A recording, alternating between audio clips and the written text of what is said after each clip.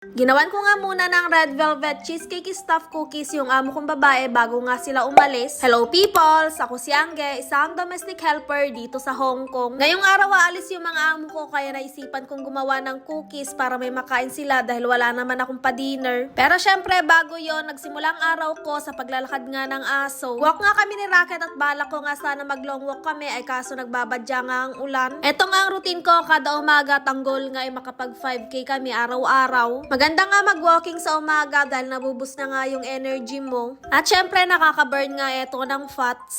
Pagkawing nga namin sa bahay after ng walking ay napakasarap nga sa pakiramdam dahil nailabas ko nga yung pawis ko. Wala pa nga laman netong tiyan ko ay magtitimpla nga ako netong Shepu Apo juice. Nagustuhan ko nga ito dahil mixed berries flavor na siya. At hindi lang yon dahil meron to mga active ingredients kagaya ng L-carnitine, glutathione, Yersinia cambogia, stevia, sodium ascorbate, prebiotic at probiotic. Hindi nga to sponsored pero you glow babe, baka naman. Anyways, magsisimula na nga ako mag-bake para mamaya pag dumating yung amo ko ay ready na. Una ko nga gagawin yung filling at kailangan nga natin dito ng cream cheese. 120 grams nga ang kailangan natin dito. After naman nun, kailangan natin dito ng icing sugar. At para naman sa sukat nga ay kailangan natin dito ng 30 grams. Lalagyan ko rin ito ng 1/2 teaspoon ng vanilla extract. After natin mapaghalo-halo tong tatlo ay mimix together lang natin to hanggang sa maging smooth yung ating cream cheese. By the way peoples, yung cream cheese nga dyan ay nailabas ko na nga sa rep bago pa kami lumabas kanina ni Rocket.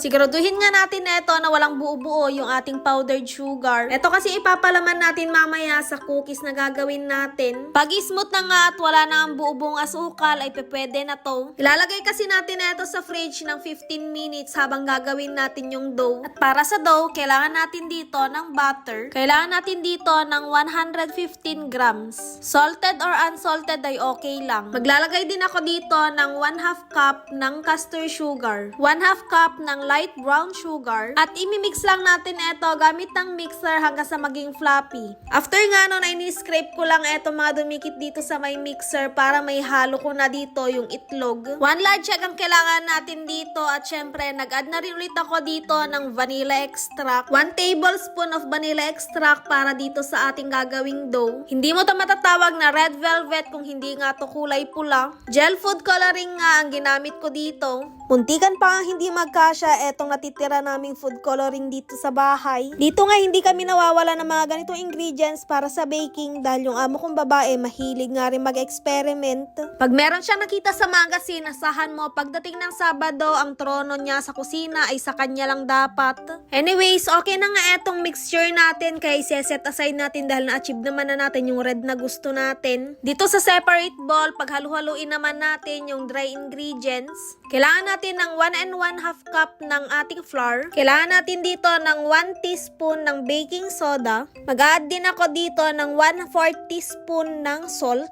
At syempre, lalagyan natin ito ng 1 tablespoon ng cocoa powder. Tsaka ko naman to minix together para mapaghalo yung mga ingredients na nilagay natin. Pinaghalo ko na nga pala dito yung wet ingredients saka yung dry ingredients. Hindi ko na nga nakuhanan dahil akala ko na i-play ko na nga yung camera. I-mix together lang natin to pero take note, bawal natin tong ma-overmix. Nag-add na nga rin ako dito ng white chocolate dahil gusto nga to ng amo kong babae. Kung nga hindi available sa inyo ang white chocolate na chips, ay pwede rin naman wag ng lagyan. Pagkatapos kong i-mix together lahat ng ating ginawa, ay lalagay ko lang ito dito sa may cling wrap dahil i-rest natin ito sa fridge. Kung mapapansin nyo ay konti lang talaga yung ginawa ko dahil baka nga hindi nila maubos dahil paalis sila. Dahil kung sakaling may matira, eh yun nga ang matitikman ko. Okay na nga at nabalot ko na ng cling wrap kaya naman ilagay na natin sa fridge. Ganito nga itsura ng kusina namin kapag ganito ang may ginagawa ako pag nagbe-bake o kaya naman nagluluto ng pagkain nila. Habang nag-aantay nga ako na medyo mag-set yung ating dough ay nag-imis nga muna ako dito para maaliwalas namang tignan. Kailangan ko na rin kasi magmadali dahil nag-empake na nga yung mga amo ko at kailangan ko nga silang tulungan magbaba ng kanilang luggage dun sa may car park.